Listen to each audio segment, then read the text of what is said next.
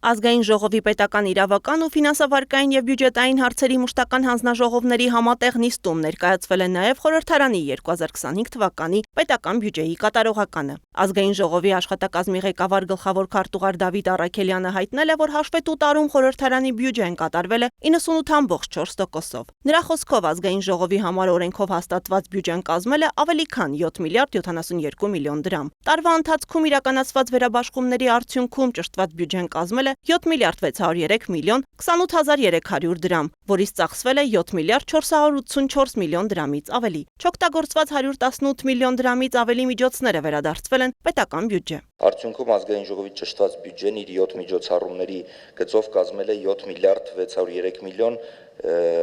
28300 դրամ։ Իսկ ծախսը 7 միլիարդ 484 միլիոն 585.800 դրամ, որի արդյունքում բյուջեն կատարվել է 98.4%-ով։ Ազգային ժողովի աշխատակազմի ղեկավարը նշել է, որ ամենախոշոր խորհրդարանի գործունեության ապահովման, օրենսդրական, վերլուծական եւ ներկայացուցչական ծառայությունների ծրագրի կատարողականը կազմել է 99.7%։ Ծախսերի արդյունավետ կառավարման արդյունքում տնտեսվել է շուրջ 20 միլիոն դրամ։ Ազգային ժողովի աշխատակազմի պետական ծառայողների վերապատրաստում 25 թվականի ճշտված բյուջեն կազմել է 1 միլիոն 309.000 դրամ, իսկ ծախսը 987.000,